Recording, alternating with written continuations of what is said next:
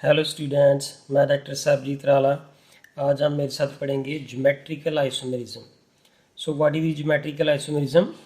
Such isomers which has same structure formula but differ in relative spatial arrangement of atom or group around the double bond are called geometrical isomers, and the phenomena is called geometrical isomerism. ये जो मैंने अभी statement बोली है geometrical isomerism की, तो let if we have an example CH3, here is the C, carbon carbon double bond, and this is the CH3, here is H and here is H. Similarly CH3 and यहाँ पे C, ये H and CH3 और यहाँ पे H।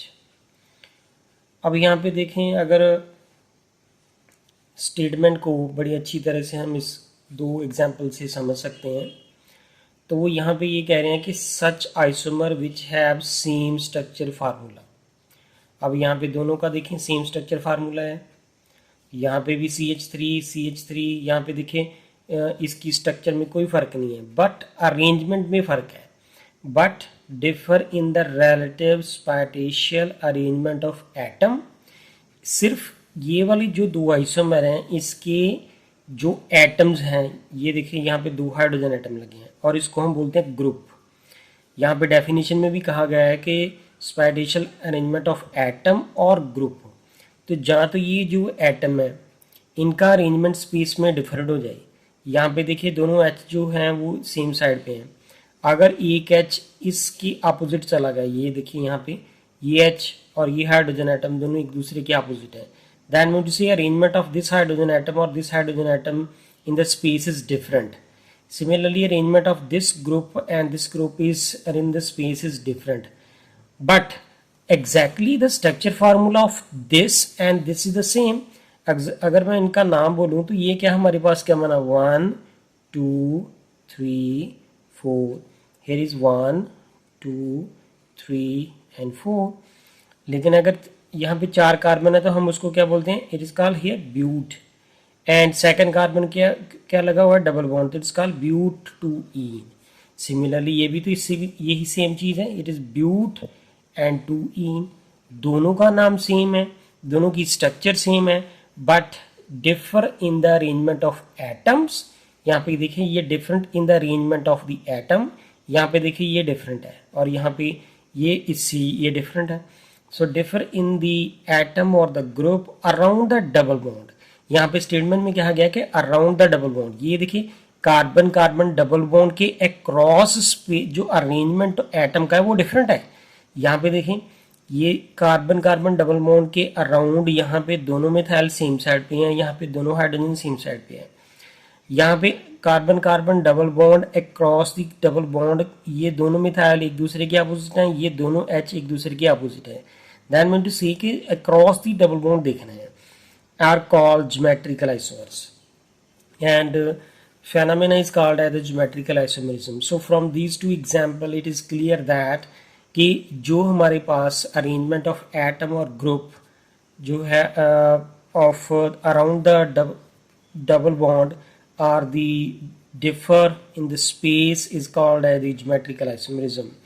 So therefore let's see here that अगर मैं यहाँ पे देखें ये दोनों मिथाइल सेम साइड पे हैं तो यूजुअली हम इसका नाम क्या देते हैं, it is called here cis. And अगर ये दोनों मिथाइल जो एक मिथाइल दूसरे मिथाइल के अपोजिट है तो हम इसको नाम देते हैं ट्रांस। अगर दो अपोजिट है तो देन इट्स ट्रांस। अगर दो मिथाइल सेम साइड पे हैं और दो हाइड्रोजन भी सेम साइड पे, then it is called here cis butene.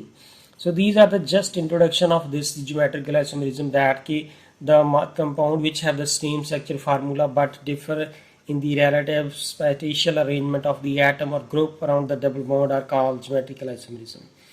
Now here is very important to discuss here that कि exactly ये जो कार्बन कार्बन यहाँ पे अगर मैं इसकी बात करूँ, let's see we have here carbon और ये कार्बन और यहाँ पे मैंने मिथाइल लिख दिया और ये भी मिथाइल, सॉरी यहाँ पे हाइड्रोजन है, और ये वाला मिथाइल और ये हाइड्रोजन है।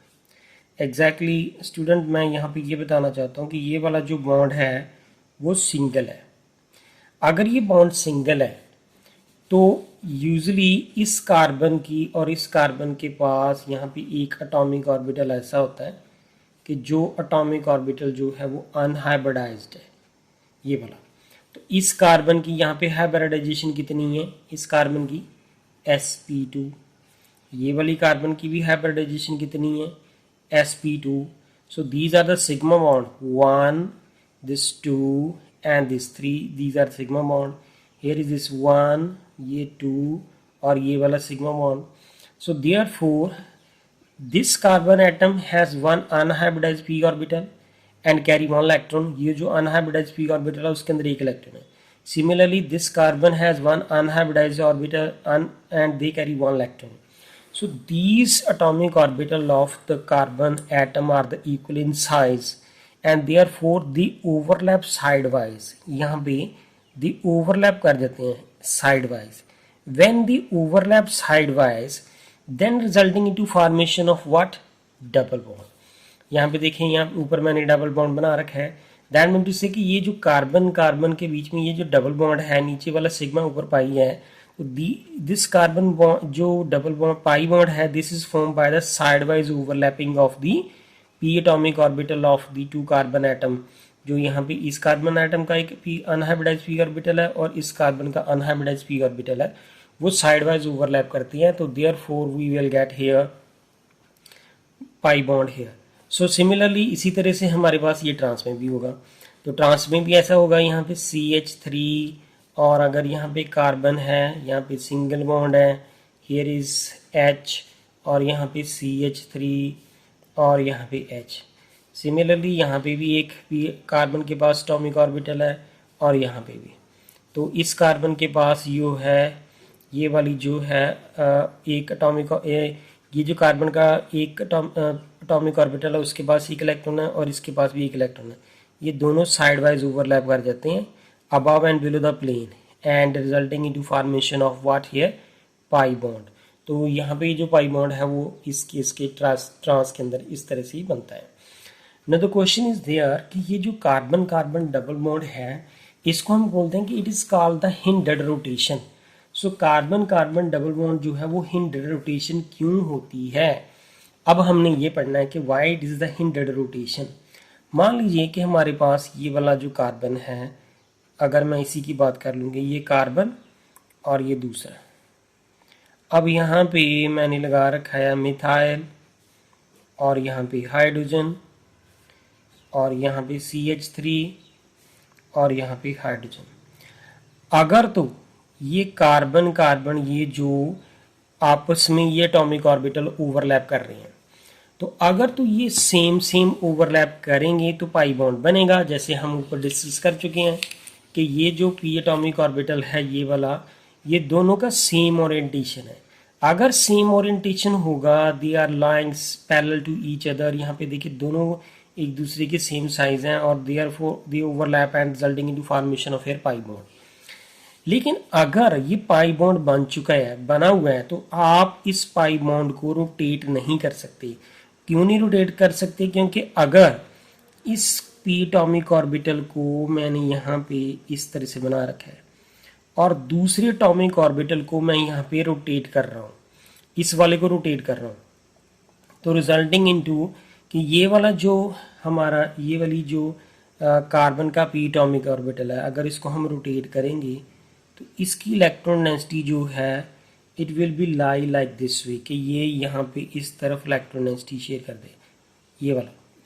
अगर मान लीजिए कि मैं हम रोटेशन करते हैं, तो रोटेशन से क्या होगा कि ये वाली लोब जो है, ये वाली लोब और ये वाली दोनों एक दूसरे से, ये तो पास आ गई और ये दूर चली गई। दैट मीन टू से कि इसका ओरिएंटेशन अब इसकी ओरिएंटेशन के साथ मैच नहीं कर रहा। अगर मैच नहीं कर रहा तो दैट मीन टू से दोनों ये पाई बॉन्ड नहीं बना सकते। दैट मीन टू से कि अगर पाई बॉन्ड बना हुआ है, मान लीजिए कि पाई बॉन्ड बना हुआ है, तो अगर आपने उसको रोटेट करने की कोशिश की तो यहाँ पे जब रोटेट करेंगे तो देयरफॉर एक कार्बन एटम दूसरे कार्बन एटम के साथ ओवरलैप तब कर नहीं पाएगा, तो करेगा नहीं तो पाई बॉन्ड तो फिर यहाँ पे ब्रेक कर जाएगा। दैट मीन टू से कि कार्बन कार्बन जो है वो हिंडर रोटेशन होती है कि अगर आप उसको रोटेट करेंगे तो this pi bond will break. ये वाला जो दोनों की ओवरलैप करने से यहाँ पे पाई बॉन्ड बन रहा था ऊपर, वो ये वाला जो पाई बॉन्ड यहाँ पे बन रहा था, अगर आप ये दोनों एटॉमिक ऑर्बिटल को रोटेट करेंगे, एक को पकड़ के यहाँ पे इसको पकड़ना है और दूसरे को रोटेट करना है। जब दूसरे को रोटेट करेंगे तो finally therefore the position of the atomic orbital get change and ultimately the electron density, जो इन दो ये आपस में जो इलेक्ट्रॉन डेंसिटी शेयर कर रहे थे वो आपस में इलेक्ट्रॉन डेंसिटी शेयर ही नहीं कर पाएंगे। अगर इलेक्ट्रॉन डेंसिटी शेयर नहीं कर पाएंगे तो therefore this pi bond will break here. तो यहाँ पे पाई बॉन्ड जो है वो क्या कर जाता है, ब्रेक। लेकिन यहाँ पे एक बात कहनी जरूरी है कि अगर हम इसकी कार्बन की इसकी बात कर रहे हैं CH3 और C, यहाँ पे C और यहाँ पे CH3 और ये H और ये H, this is called here cis butene. अगर मैं इसकी बात कर रहा हूँ एग्जैक्टली क्या है कि एट द रूम टेम्परेचर ये पाई बॉन्ड ब्रेक नहीं कर सकता, क्योंकि हमें इसको ब्रेक करने के लिए 251 किलो जूल एनर्जी चाहिए। 251 किलो जूल इतनी एनर्जी चाहिए हमें इसको रोटेट करने के लिए, जो कि ऑर्डिनरी रूम टेम्परेचर पे अवेलेबल नहीं होती।